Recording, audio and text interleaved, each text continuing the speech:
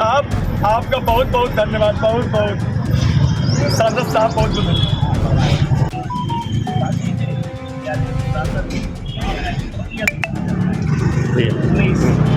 धन्यवाद। शोध पत्रांक 2024-25 के लिए मालवीय शांति अध्ययन केंद्र में 7 सीटों पर आवेदन किया था शोध प्रवेश के लिए, और जिसके तहत मेरे विभाग में सिर्फ 4 सीटें दी गई हैं।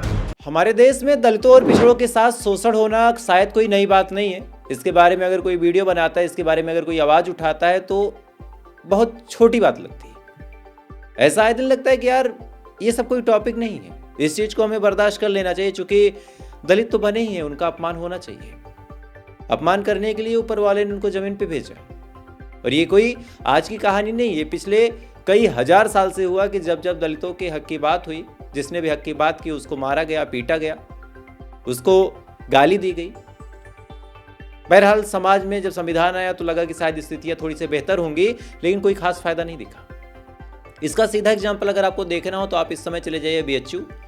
वहाँ कैंपस के सामने बैठा एक लड़का धरने पे है। अगर आप उससे उसकी क्वालिफिकेशन पूछेंगे तो दंग रह जाएंगे बाबा।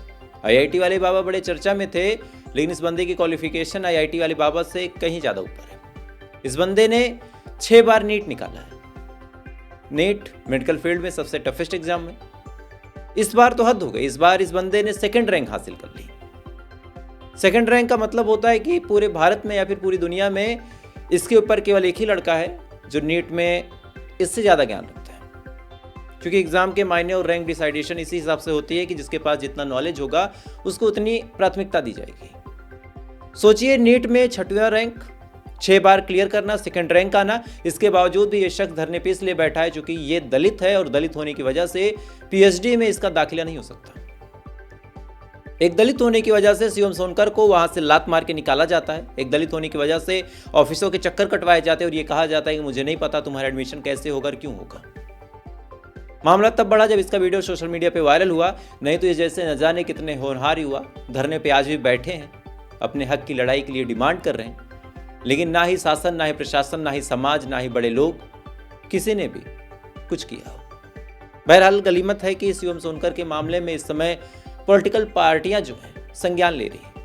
नगीना के सांसद चंद्रशेखर रावण ने इस पर ठीक ठाक टिप्पणी की है, अलग अलग लोगों ने इस पर मुहिम छेड़ी है, लेकिन ताजुब है और सवाल ये उठता है कि अगर एक 2nd रैंक वाला, जिसका नीट एग्जाम में 2nd रैंक आया, अगर वो व्यक्ति बाहर बैठा है, धरने पे है, तो जो ठीक ठाक स्टूडेंट हैं, जिनकी कोई रैंक नहीं है, जिनको बताने के लिए कुछ है नहीं, जिनकी कोई बड़ी क्वालिफिकेशन नहीं है, वो शिक्षा के लिए कितने मारे मारे फिरेंगे। और ये मामला शिक्षा का, यहाँ पे डिग्री और क्लैरिफिकेशन हो जाता है कि भाई इसकी रैंक है, इसको मिलना चाहिए, लेकिन और मामले जहाँ कोई ठोस सबूत नहीं है, जहाँ कोई ठोस सर्टिफिकेट नहीं है, जहाँ कोई डिग्री नहीं है, जहाँ कोई मार्कशीट नहीं है, वहाँ पे कितना भेदभाव होगा। एक हॉस्पिटल में, एक पब्लिक प्लेस पे, एक ऑफिस में, कलीग्स के बीच में, एक स्कूल में, एक कॉलेज में, एक समाज में, भाई दलित है तो वो ठाकुरों की बस्ती में नहीं आएगा, घोड़ी नहीं चढ़ने दिया जाएगा, आएगा तो ज़मीन पे बैठेगा, बाबू बबुआन साहब हैं, दलित वाले नीच हैं।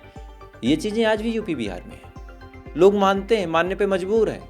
ये चीज़ें इतनी दिमाग में भरी हैं कि अगर आप किसी दलित बुजुर्ग को कहें कि आप जाइए किसी सवर्ण के तख्ते पे बैठ जाइए, वो खुद मना करेगा, कहे नहीं भैया वो बाबू साहब के तख्ते पे हम नहीं बैठेंगे। काहे? सवाल बहुत बड़ा है। और तब ये चीज़ें जब होती थी, उस टाइम पे एक फ़र्ज होता था सवर्णों का कि वो दलितों का पेट पालते थे। बात कड़वी है लेकिन सच है कि हाँ, कुछ हिस्से वो देते थे। किसी दलित के घर कोई दिक्कत हो तो वो बाबू साहब की तरफ मुंह उठा के जब देखता था तो बाबू साहब अनाज, अन्य पैसा जो कुछ हो सकता था देते थे। लेकिन आज अगर कोई सवर्ण कुछ देने को तैयार नहीं है, उल्टा दलितों का हक खाने पे बैठा है, तो फिर ऐसा कौन सा मामला बन पड़ता है कि ऐसे शिवम जैसे लोग सड़कों पे बैठे हैं और आज भी इनके साथ भेदभाव होता है। सवाल बड़ा है, जवाब आप दीजिएगा और ऐसी खबरों के लिए फॉलो कर सकते हैं।